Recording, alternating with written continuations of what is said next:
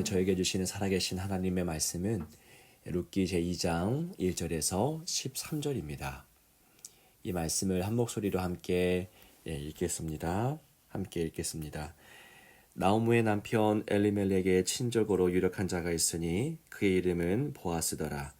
모압 여인 룻이 나오미에게 이르되 원하건대 내가 밭으로 가서 내가 누구에게 은혜를 입으면 그를 따라서 이삭을 줍겠나이다 하니 나오미가 그에게 이르되 내 따라 갈지어다 하매 룻이 가서 베는 자를 따라 밭에서 이삭을 줍는데 우연히 엘리멜렉의 친족 보아스에게 속한 밭에 이르렀더라. 마침 보아스가 베들레헴으로부터 와서 베는 자들에게 이르되 여호와께서 너희와 함께 하시기를 원하노라 하니 그들이 대답하되 여호와께서 당신에게 복 주시기를 원하나이다 하니라. 보아스가 베는 자들을 거느린 사환에게 이르되 이는 누구의 소녀냐 하니 베는 자를 거느린 사환이 대답하이르되 이는 나오미와 함께 모압 지방에서 돌아온 모압 소녀인데 그의 말이 나로 베는 자를 따라 단 사이에서 이삭을 줍게 하소서 하였고 아침부터 와서는 잠시 집에서 쉰 외에 지금까지 계속하는 중이니라. 보아스가 룻에게 이르되 내 딸아 들으라. 이삭을 주우러 다른 밭으로 가지 말며 여기에서 떠나지 말고 나의 소녀들과 함께 있으라. 그들이 베는 밭을 보고 그들을 따르라. 내가 그 소년들에게 명령하여 너를 건드리지 말라 하였느니라. 목이 마르거든 그릇에 가서 소년들이 길어온 것을 마실지니라 하는지라. 룻이 엎드려 얼굴을 땅에 대고 절하며 그에게 이르되 나는 이방 여인이거늘 당신이 어찌하여 내게 은혜를 베푸시며 나를 돌보시나이까 하니 보아스가 그에게 대답하이르되 내 남편이 죽은 후로 내가 시어머니에게 행한 모든 것과 내 부모와 고국을 떠나 전에 알지 못하던 백성에게로 온 일이 내게 분명히 알려졌느니라. 여호와께서 내가 행한 일에 보답하시기를 원하며 이스라엘의 하나님 여호와께서 그의 날개 아래에 보호를 받으러 온 내게 온전한 상 주시기를 원하노라 하는지라. 룻이 이르되 내 주여 내가 당신께 은혜 입기를 원하나이다. 나는 당신의 하녀 중에 하나와도 같지 못하오나 당신이 이 하녀를 위로하시고 마음을 기쁘게 하는 말씀을 하셨나이다 하니라. 아멘. 네, 오늘의 삶 속에 오늘 본문에서 반복돼서 말하듯이 그 귀한 은혜가 우리 인생 가운데 가득 채워지고 늘 경험되기를 소망합니다. 저희가 며칠 전부터 룻기를 새롭게 묵상하기 시작했죠. 룻기를 통해서 한 가정의 이야기를 살펴보고 있습니다. 이런 말이 있는데요.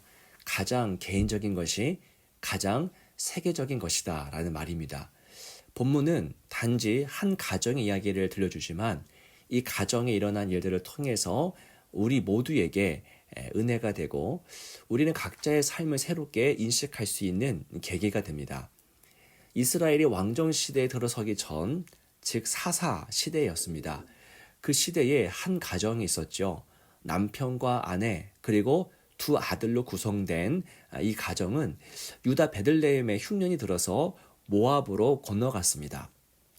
모압에서 새로운 삶을 살아보려고 했죠. 하지만 나오미의 남편 엘리멜렉이 죽게 되고요. 그 모압 땅에서 결혼한 두 아들 모두 죽습니다. 새로운 삶이 아니라 절망을 겪고 있습니다. 그러니까 이 가정의 모든 남자들은 죽고 여인들만 생존했던 것이죠. 그 고대 시대에 가정에 남자가 없다라고 하는 것은 절망 그 자체입니다. 두려움, 고독, 그리고 자신 없음, 절망. 이들의 삶에 긍정적인 요소가 남아있을까 싶습니다. 시어머니 나오미와 두 며느리 중에 하나인 룻이 다시 베들레헴으로 돌아왔지요. 나오미는 자신을 이제는 마라라 부르라고 합니다. 동네 사람들에게 나를 나오미라 부르지 말고 마라라 부르라. 나오미는 기쁨이란 뜻인데 마라는 괴로움이란 뜻입니다. 룻기는 어떤 이야기입니까? 나오미가 마라가 되어서 돌아온 이야기요. 남편과 아들 둘과 함께 나갔다가 이제 자신과 며느리 하나만 살아남아서 돌아온 그 한 가정에 대한 이야기입니다. 삶의 기반을 통째로 상실하고 앞길은 막막하고 깊은 고독과 심각한 두려움에 휩싸인 두 여인의 삶에 대한 이야기죠.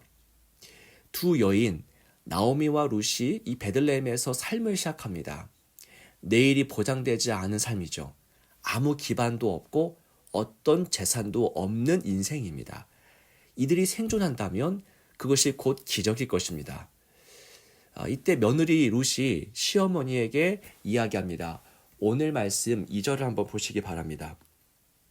내가 밭으로 가서 내가 누구에게 은혜를 입으면 그를 따라서 이삭을 줍겠나이다.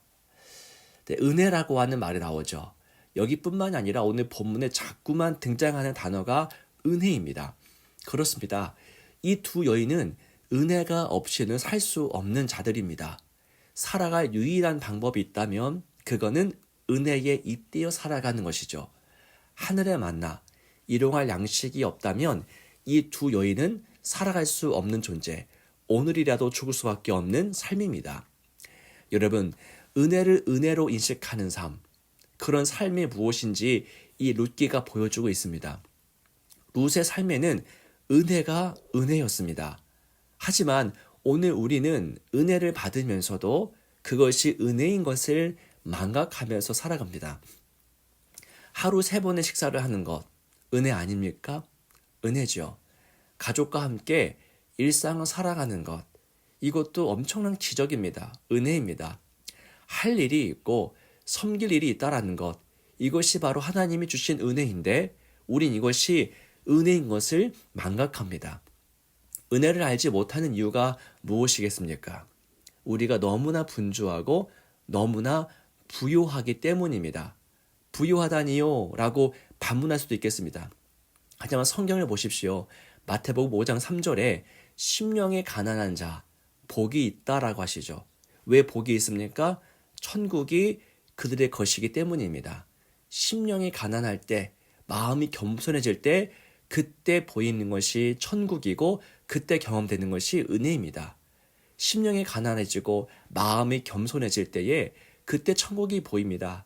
그때 하나님의 은총이 우리 가운데 다가옵니다. 은혜를 은혜로 알고 고백하는 삶이 되시기를 원합니다. 한 가지 더 묵상합니다. 룻은 이삭을 줍는데요. 성경은 이렇게 증언합니다. 오늘 말씀 3절 가운데 우연히 엘리멜렉의 친족 보아스에게 속한 밭에 이르렀더라 라고 합니다. 우연히라고 하죠. 우연히. 룻의 입장에서는 이것이 우연이었습니다. 하지만 그것은 어디까지나 룻의 관점이죠. 룻의 시선에는 이 일이 우연이었죠. 보아스의 밭에 가는 것이 우연이었습니다. 하지만 하나님에게는 그것이 섭리고 계획이었습니다. 룻은 이 사건을 우연으로밖에 말할 수밖에 없었지만은 인간의 시선은 여기까지만 볼 수밖에 없기 때문에 이렇게 말하는 것입니다. 하지만 하나님에게 이 사건은 큰 사건을 이루기 위한 과정이었죠. 여러분, 우리에겐 우연이지만 하나님에게는 계획이고 그것이 섭리입니다. 우리 눈에는 아무 증거 보이지 않고 사방이 안개로 둘러싸여 있지만 우리 삶은 하나님의 계획표 안에 들어 있습니다. 이것이 바로 신앙이라고 할 수 있겠죠. 아브라함도 하나님의 고향을 떠나라 하셨을 그때에 갈 바를 알지 못하고 어디가 어딘지 알지 못하고 나아가지 않았습니까? 이처럼 불확실성 속에서 살아가지만 우리의 삶이 하나님의 선한 계획 속에 있음을 알고 살아가는 것이 그것이 신앙입니다. 우리는 1초 앞을 보지 못하고 알지도 못하죠.